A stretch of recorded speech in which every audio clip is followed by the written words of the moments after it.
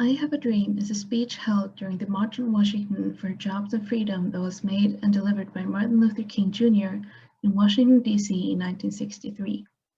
The speech was made to call for civil and economic rights as well as trying to end racism in the U.S. The speech was a defining moment of the civil rights movement and is regarded as one of the greatest English speeches of all time. It is shown through multiple examples in the text that Dr. King prepared a lot for this speech and had research on the Declaration of Independence, the Bible, and the Gettysburg Address, which is a speech made by President Lincoln. All of these increases his credibility. There is also credibility in him being a Black man speaking about injustice and racism. The message is that all people are equal and that people should focus and work towards a better future. Dr. King starts the speech by telling us that this demonstration will be one of the greatest demonstrations for freedom in history. In that way, he manages to instantly catch the attention of the audience, as they believe that this will be important to listen to. From then on, the speech is split in half, the first talking about the injustice experienced by Black people, and the second focuses more on the dream of a better future. In the start of the first half, he refers to a historic moment when President Abraham Lincoln signed the Emancipation Proclamation to end slavery in the US, and he gives a rich description of how the Black community viewed it at the time, saying that the decree was a great beacon light of hope to millions of Negro slaves who had been seared in the flames of withering injustice. It came as a joyous daybreak to end the long night of their captivity. There's a focus on giving rich descriptions using vivid language and is more interesting to listen to, but on the other hand, it means that there's no attempt in avoiding wordiness. It also helps to create sympathy for the Black community. In the next paragraph, he goes on to talk about how Black people are still strongly affected by discrimination 100 years later. He uses a simile to the previous situation to illustrate 100 years later, the Negro slave lives on a lonely island of poverty in the midst of a vast ocean of material prosperity. 100 years later, the Negro is still languishing in the corners of American society and finds himself in exile in his own land. This describes how the Black community is still separated from the rest and that they are not seen as equal and cannot share the prosperity the rest of the population gets to. They have to fend for themselves. Another thing to note is the repetition of the phrase 100 years later, as it puts emphasis on this specific detail and how not much has changed even 100 years after slavery was abolished. And as you will notice, repetition is one of the most important and often used tools throughout the speech to make sure that the message is remembered by the audience. The language that is used is a bit more abstract, but the point and message does come across clearly.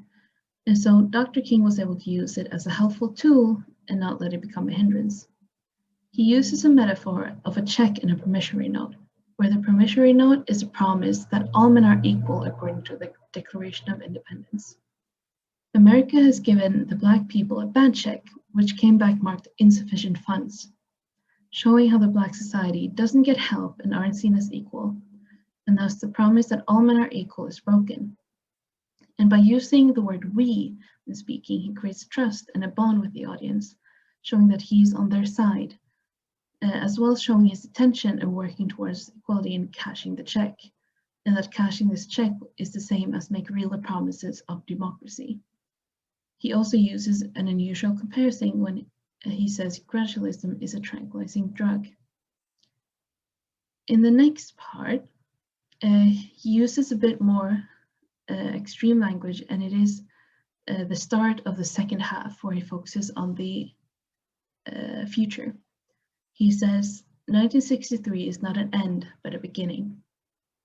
Now, the words he uses are words such as fatal, rude awakening, and that there will be neither rest nor tranquility until change is made.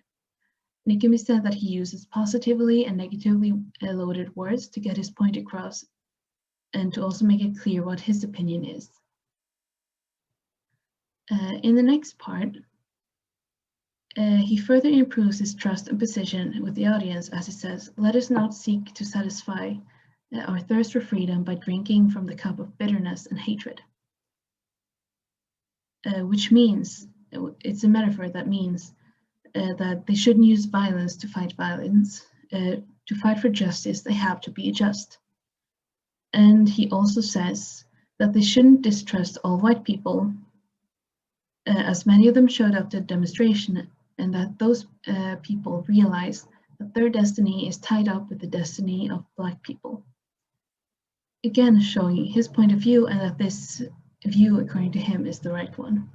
However, that is also the view shared by the audience there. And it can, in a sense, be said that this is a limited point of view, which differed from the norm at the time where Black and white was separated, and by many, white was seen as the superior race. Next, he uses more active language than before, which he uses to engage, as he says, as we walk, and we must always march ahead, and we cannot turn back, and also we can never be satisfied. He also says that they have to make a pledge to never stop fighting for equality between the races. Repetition is again used on the phrase, we can never be satisfied, to make sure they remember the injustice they face and that they cannot settle for anything of that. He then goes on to speak directly to the audience and how about he knows how some of the hardships they've been through. For the rest, there's a lot of repetition of the famous phrases, I have a dream and let freedom ring.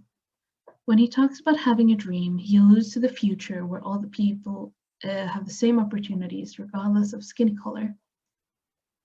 And that he's, for example, that his 4 children will one day live in a nation where they will not be judged by the color of their skin, but by the content of their character. After he talks about his dream, he goes on to refer to the national anthem of America, and he uses the phrase, let freedom ring, and that if they let freedom ring from all the places in the country, they will be able to say that all of God's children are free and equal, and that they are free at last.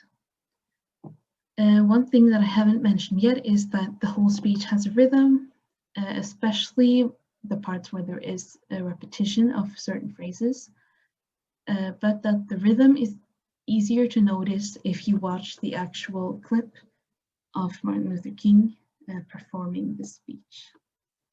That is everything. Thank you so much.